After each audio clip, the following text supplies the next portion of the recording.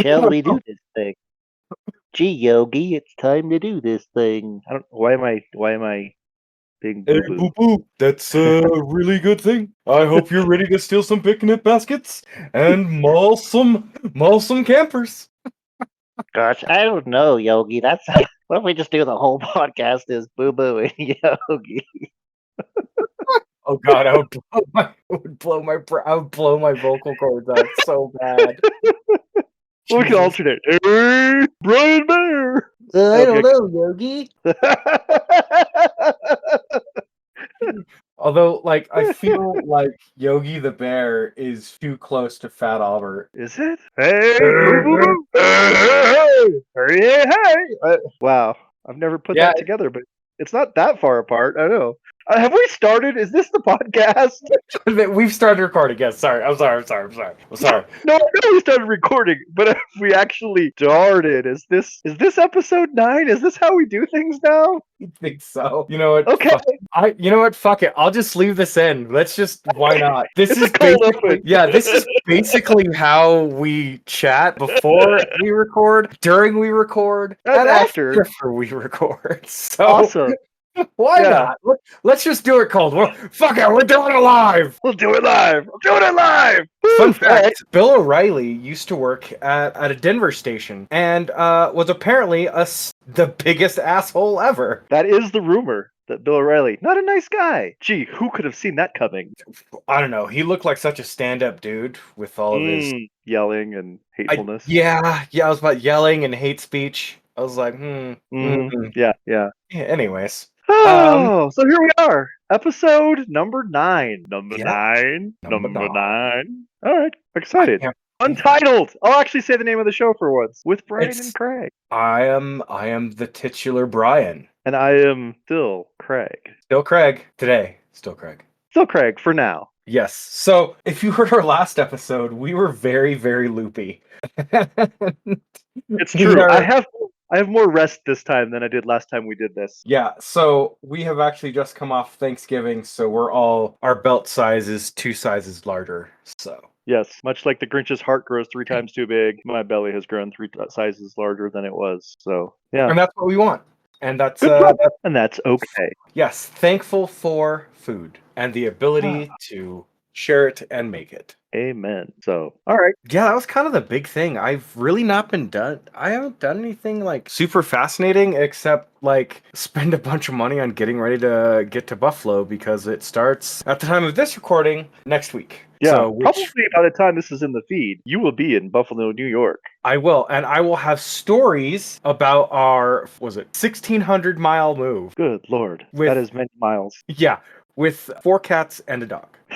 You're taking the whole zoo. It's like Noah's Ark, but It really is. less exotic animals, I guess. You know, I actually, so there's a funny story on that. I believe it's Mount Ararat? No, it's Mount not Ararat. Mount Ararat. No, Yeah, no. it is. That's where it supposedly came to rest, yes? Yeah, so apparently, I remember before my grandparents died on my mom's side, they actually went to Noah's Ark in Turkey. I think it's in Turkey somewhere. They found some guy who was giving tours, gave them, and I quote, $100 to give them a tour of Noah's Ark, and they went high up into the mountains and were in this place that looked like a stable built into the side of the mountain and had been there for a very long time. Huh, okay. According to them, and as you all on this show, biblical scholars, as we have pointed out many times, Noah's Ark has yet to be officially found. Right, but this one dude for $100 American took your family to go see it, so that's Yes, something. my grandmother and my grandfather, and I'm like,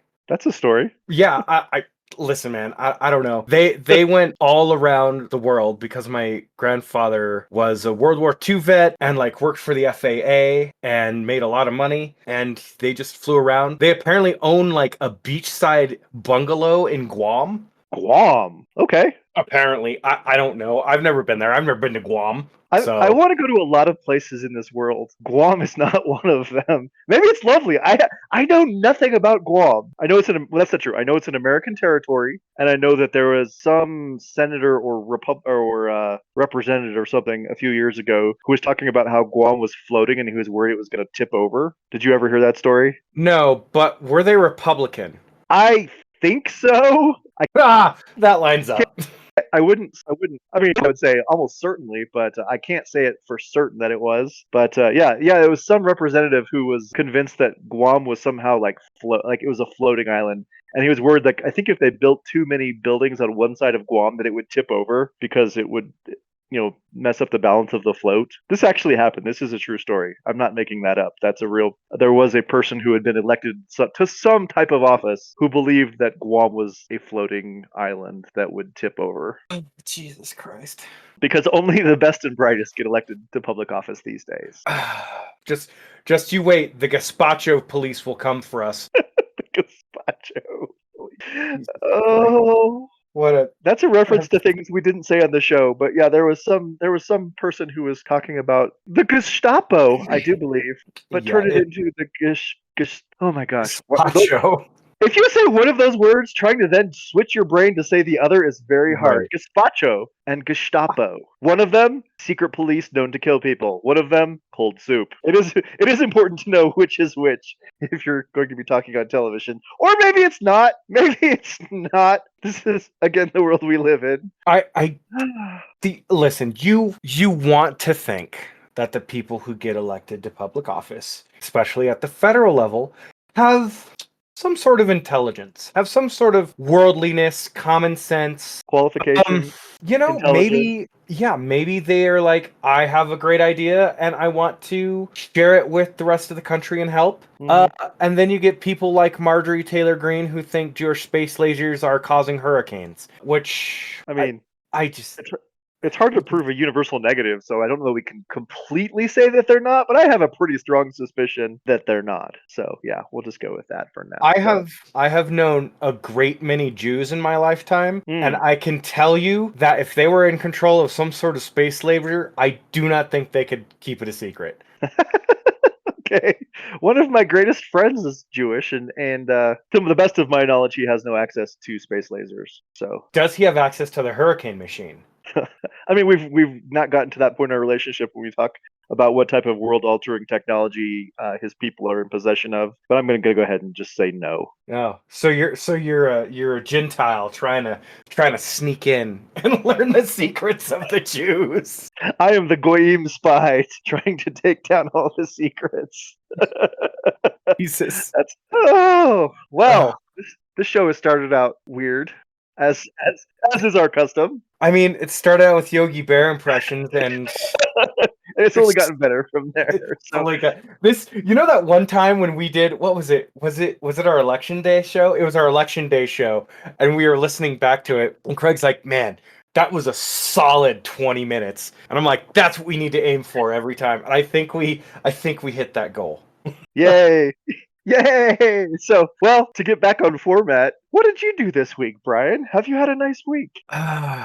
I mean, I spent time with our mutual friends, and we cooked way too much food for Thanksgiving and enjoyed it and had some really good turkey, and we made some gravy that was very solid. We used the turkey grease. Oh, 10 out of 10. And I had, oh my God, what were they called? They're like Italian rice balls. They're fried.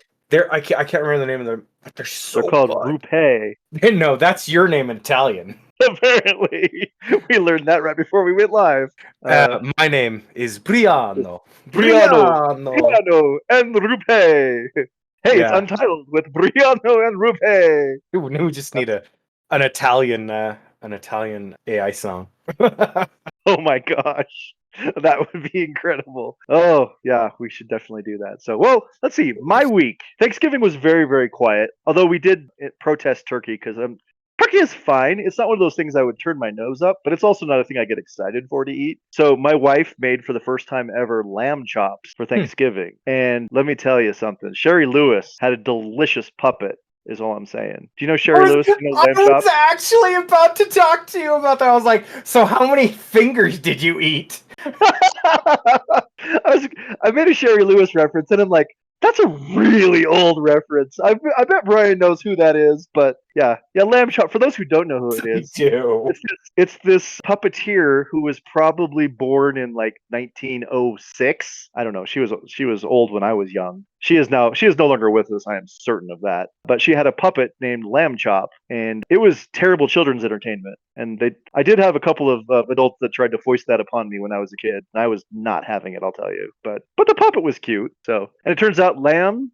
chops themselves quite delicious. So had a good Thanksgiving dinner. But that wasn't the real thing of this week for me as far as the thing that happened. That happened the night before on Wednesday night. We have neighbors that live 2 doors down from us, and we live in a townhome, so it's all the same building. And they have two kids that are roughly my kids' age. They used to hang out a ton, especially like during COVID times. Less so now, not because we have had a big falling out or anything. It's just people grow apart, that kind of thing. But they came over to our house in kind of a panic on a Wednesday night. They ring the doorbells. We were eating dinner. We're like, oh, hey, guys, what's up? Because they don't come over very often anymore. So it was a little weird, but we're like, oh, hey, good to see you. What's going on? They're like, we need your help. It's like, oh, okay, what's up? And apparently they had a mouse that they had caught. I don't support this, but they were using glue traps and they had caught a mouse on it and they thought the mouse was dead and they were going to go throw it away. And then it started twitching. So it wasn't dead, but it was, as Monty Python would say, it was mostly dead. No, that's not Monty Python. Excuse me. That is not Monty Python. That would be The Princess Bride, Billy Crystal, mostly dead. If he's all dead, you just go through his pockets. Yeah. Correct. But the mouse was mostly dead. And we didn't feel like doing the whole, ceremony where you put a thing inside of him and trying to make a reference to a movie I haven't seen in a very long time. But there's some kind of pill that the Billy Crystal's character gives the mostly dead character, bring him back to life. Anyway, I don't need to make a reference to the movie since I've already said what the movie is. The mouse, it was dying. It was in sad shape, but they didn't know how to kill it, and it was stuck to this glue trap, and it was just kind of twitching there. And they came over to our house because apparently, if you need to kill a mouse, I'm the first person people think of. Greg the mouse killer. That's right. Because I guess, I don't know. It's just that I have that killer mentality that so many people lack. I don't know. I don't think that's actually true. But they did come to us and said, Craig will know what to do. So I'm like, okay. So I went over to their house and they had it in a Torchy's Tacos bag from like takeout, like a little paper bag, and like I kind of opened it up a little bit and it was still twitching in there, but it was stuck to and it's like, this thing needs to be put out of its misery. And I didn't really know what to do, and then I'm like, oh, it's on. I was going to take it out and like try to figure out. My son's idea was, let's hit it with a hammer, and I was like, let's not do that. Jesus. That was what my son suggested. And I'm like, gross. No, let's not do that. But I also, I didn't want to see it suffering anymore or whatever. And then I'm like, oh, you know what? It's already in a bag. If I and it's on a flat wooden trap thing. So I'm not going to get stuck to the trap because it's inside the bag. So I just set it down, figured out where the mouse was, and I'm like, I'm going to stomp this thing out. Jesus. So no, I didn't do it to be cruel. I did it to be kind. The thing was suffering. It needed to die. So I set it down on the ground. And the mother, who was too afraid to do anything herself, but who called me in to be the Winston Wolf of the situation and, be the closer. We set it down on the ground and I measured it all up and I raised my right leg real high, came down with as much force as I could, and the twitching stopped. And I stomped out a mouse this week, Brian. So remember that time that I told you that your life is a sitcom? Your life is a sitcom. that is absolutely a sitcom plot. Come to true life in my world this week. But yeah, I stomped out a mouse, and the mouse is now no longer with us. It has found rest. I'm gonna hero. If I ever write a sitcom, I'm stealing that plot line. I'm stealing that plot line. It's pretty good. So yeah, so that's what happened to me this week. I'm the mouse stomper. Christ. Wow. Well, I understand you did it to be kind. To be clear, I don't go around stomping out mice just looking for a mouse to jump on because I find my jollies from stomping out mice. But, if it needs to be done, I am not averse to stomping at a mouse that needs to be stomped out. Oh, that's a phrase that I didn't ever think I would have to use about myself, but Craig, here we are. Stomper. Well, Craig is also known for delivering the news!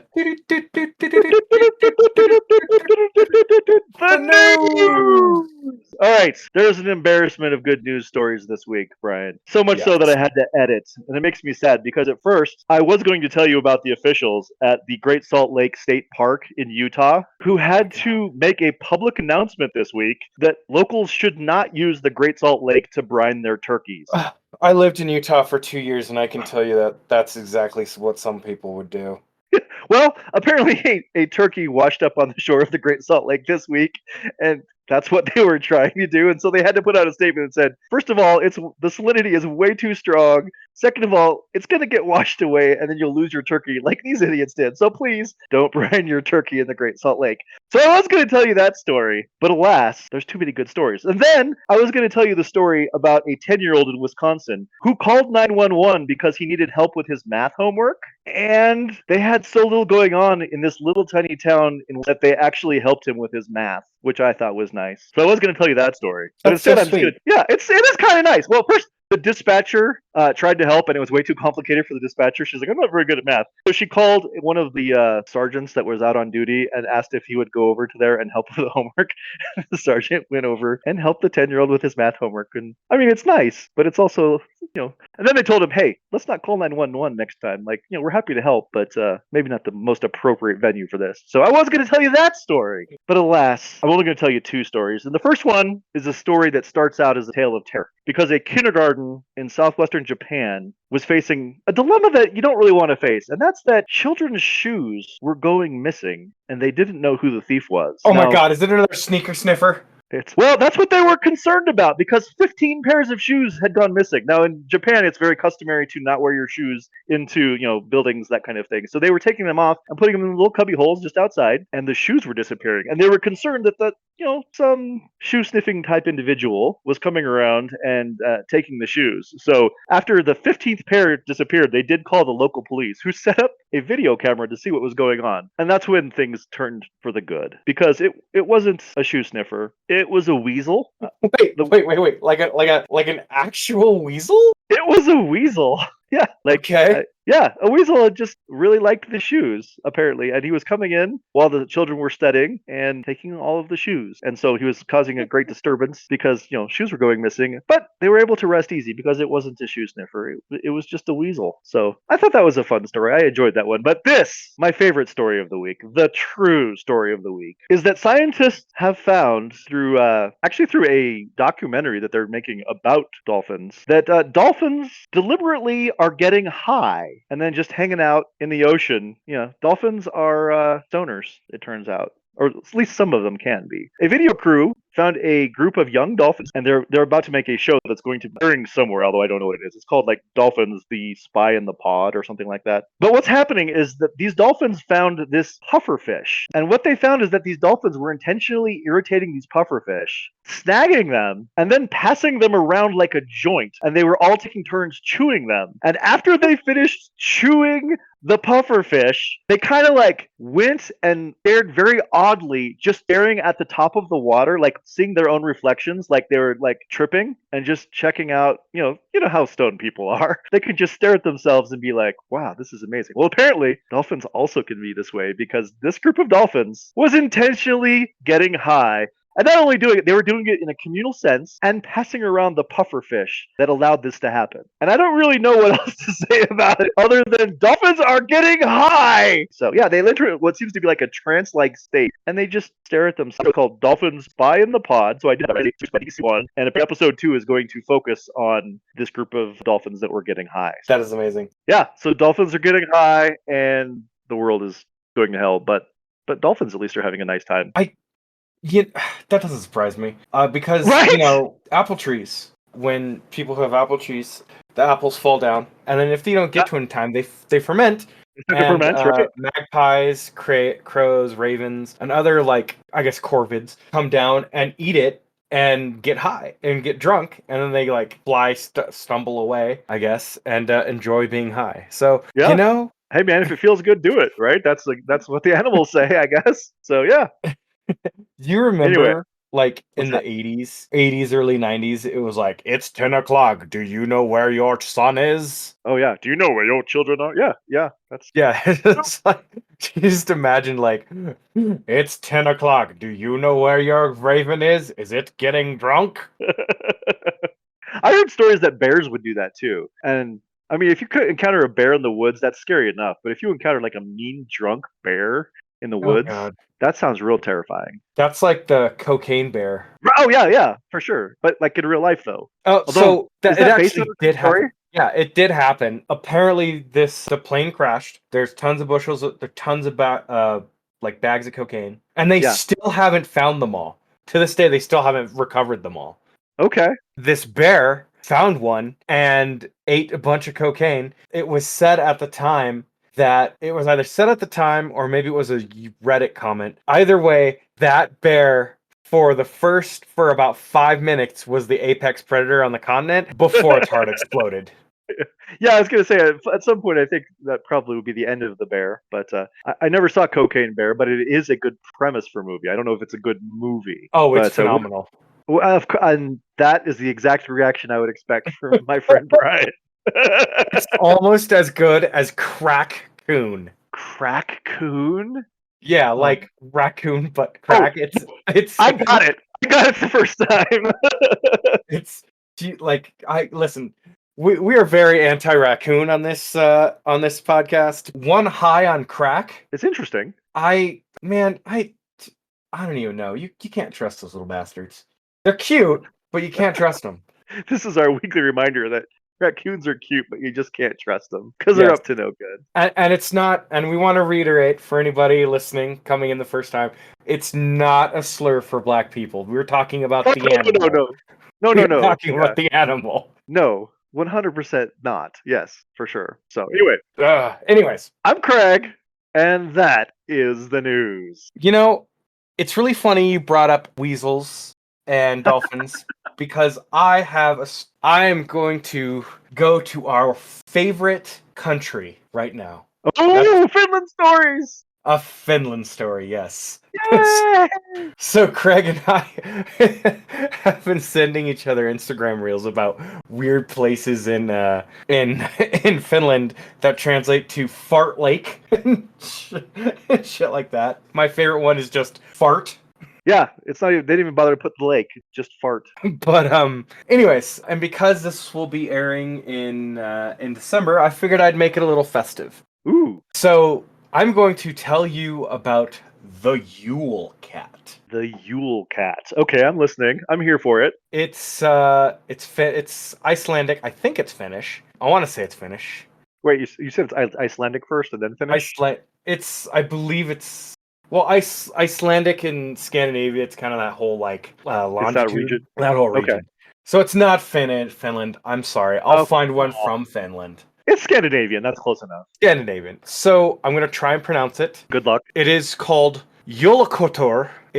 Which apparently means Christmas cat or something like that. Okay, let's check that. And it is said to lurk the countryside during the Christmas season and eat people who do not receive new clothing before Christmas Eve. Like, Like Yes. if you don't get a present, so like the poor children are going to get eaten by the cat because they didn't get new clothes. yes, like new Christmas. The version I heard is new Christmas pajamas, but I believe it's. We'll get into it. But yes, this giant Okay. fucking cat is going around busting into homes and like eating children. But only if they don't have the armor of new clothing purchased by their parents. Correct. So, according to this, it's from an 1862 collection of folklore. It was the Jólaköttur was described as an evil beast that would either eat those who did not get new clothes for Christmas or eat their Christmas bit, which is an extra portion of food given to people who work or live on a farm.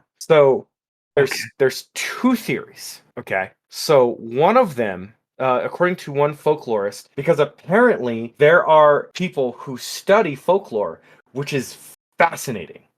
Like, well, it tells you a lot about like the history of like the culture and stuff. So yeah, that's cool. yeah, it's so cool. But anyways, so one of them says there's a footnote in that collection of folklore which uses the figure of speech to dress the cat.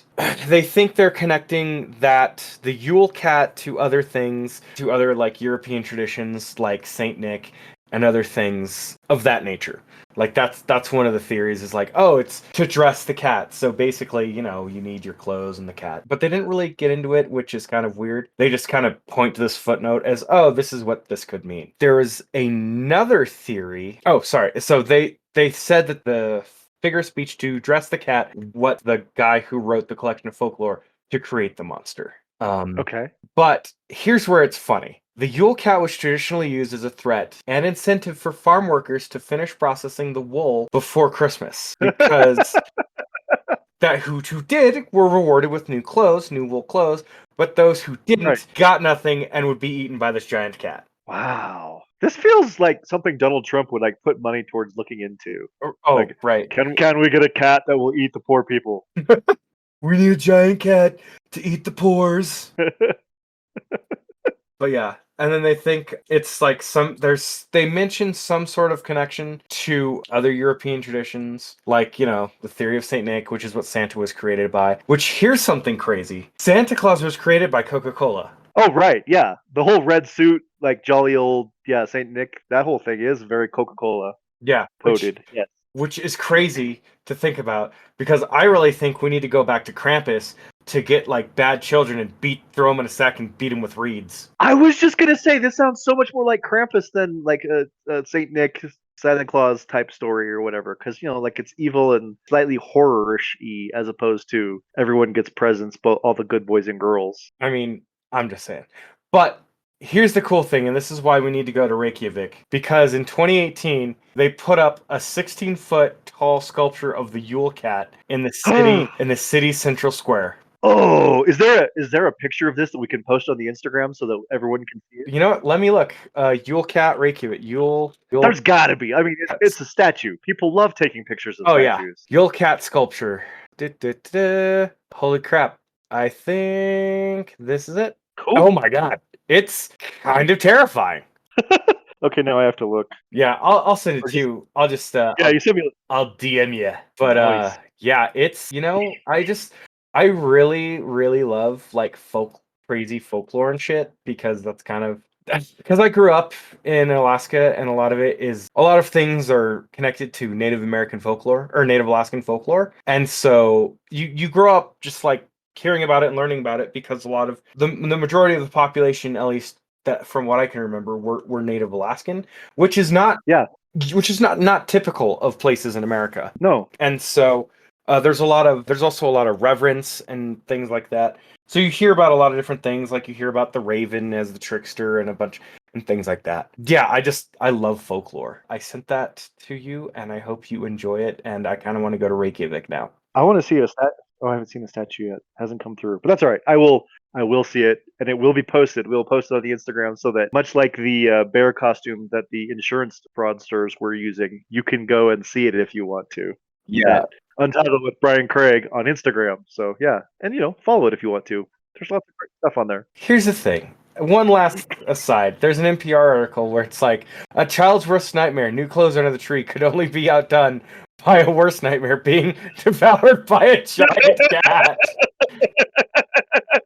I mean, It's such a wild story. Like, hey, if you don't get new clothes, a cat's gonna eat you. yeah. But like, as an adult, children would like clothes because I like clothes. Clothes are expensive. Clothes make you feel good. And kids are like, no, I want toys. yeah. But like, I'm gonna be honest, man.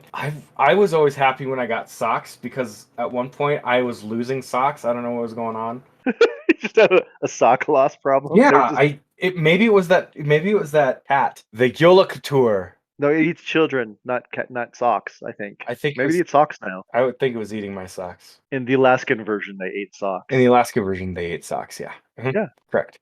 I did not like clothes when I was a child. Now I would like nothing more than to get new clothes. That sounds great. Oh man, especially socks. Oh. This is actually one of my dreams. I don't have a lot of big dreams. Like if I ever became super duper rich, Mhm. like I'm not going to go out and buy a $400,000 sports car or anything. I actually if I won the lottery, the vehicle I would get would probably be that new Volkswagen electric bus that they have that I think looks super cool. Oh And I my want god, one. that thing is so cool. It's so cool. That's what I would get. So I mean, it would be not cheap, but it's not going to be like all I can think of is Lamborghini. I'm not a sports car Yeah. guy. I don't know cars at all. So yeah, but like I'm not going to go crazy with that, and I'm not going to go buy like houses in in every port. I might travel the world, but I would just rent a bed and breakfast or a hotel or that kind of thing. Right. But the one thing I would do is I would never ever not wear brand new socks every day for the rest of my life. I would just buy pairs of socks,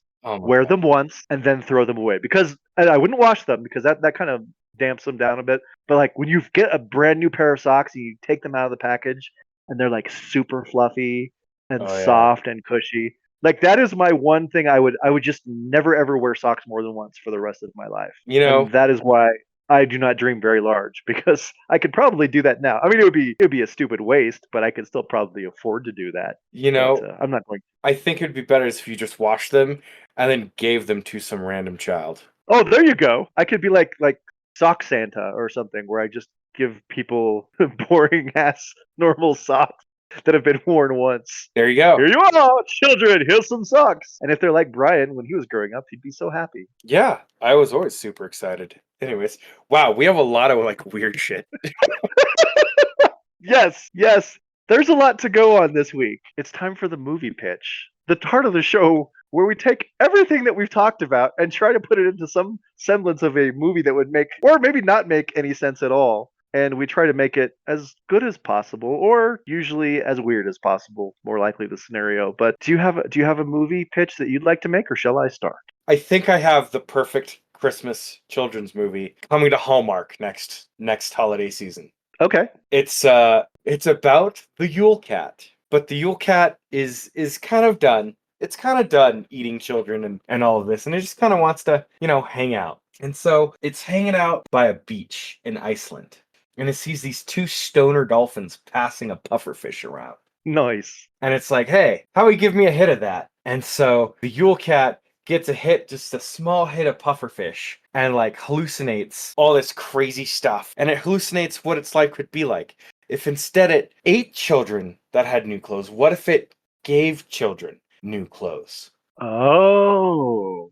So Yeah, it's like a redemption arc for the Yule Cat. exactly. So giving children new clothes, but since it decides to renounce its power to its master Krampus, making that up, taking some artistic liberties here. It's decided that, oh no, it's only going to be the size of a normal, just slightly bigger than a normal house cat. So picture like a big dog. That's the size of this Okay. cat. And Okay. the only thing it can take is wool socks. And so it's giving wool socks to children. And they're like, oh, but why do I have a wool sock and not a whole thing of clothes? We'll never find out. And you see the cat like in the back, yay, I'm helping. And it's a feel-good Hallmark film. Okay. I like that. I think that's good. Yeah.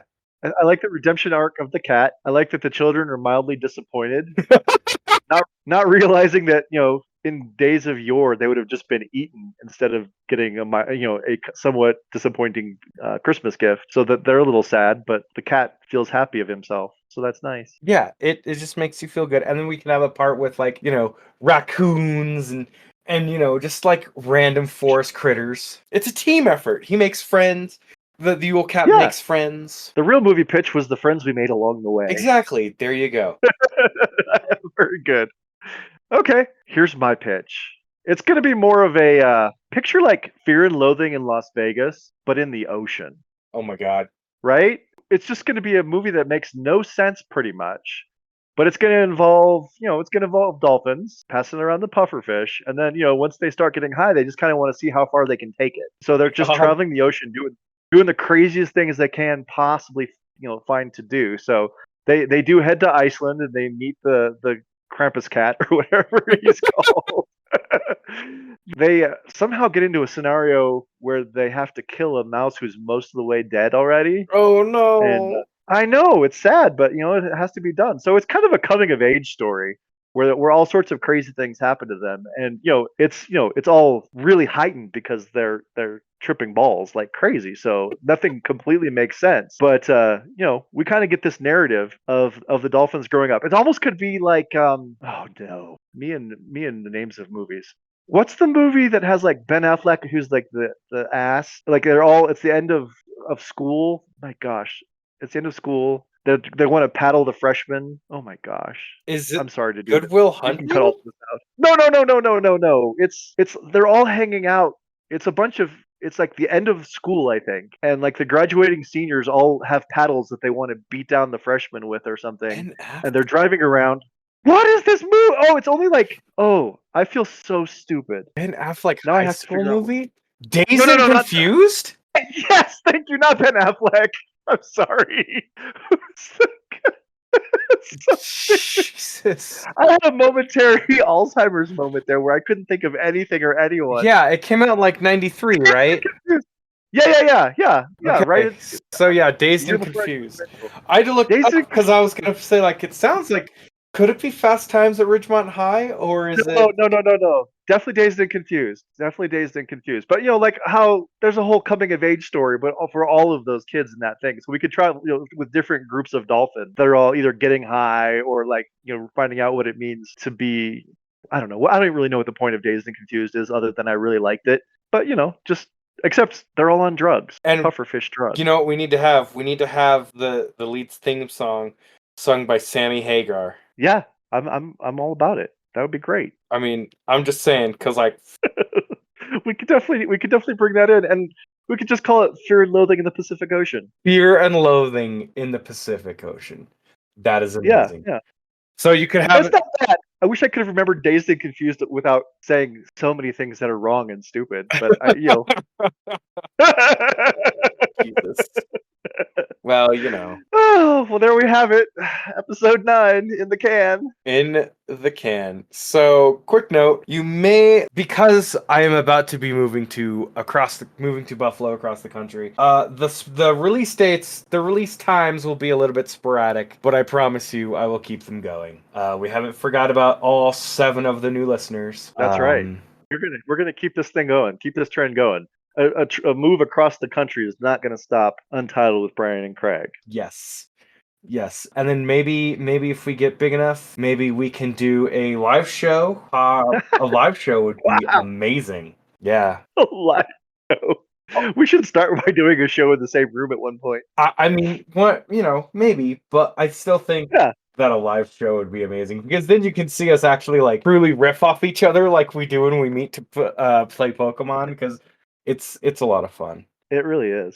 Good time. So yeah, but until that point, there is something we should be doing. There's something we should be looking at. I feel Oh like. yeah. Oh, hold on. Hold on, dude. Hold on. Oh, it's right here. It's a box of Q-tips. Oh, you know what you should do with that? Should I pull one out and No. I mean, I don't care what condition your ears are in. That's the wrong answer. Try Oh, again. is it read the back of the Q-tip box? Oh, you should always read the back of the Q-tip box. Always read the back of the Q-tip box.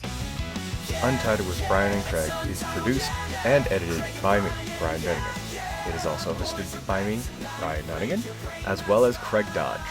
Opening and ending themes are created by AI, so nobody has license to those.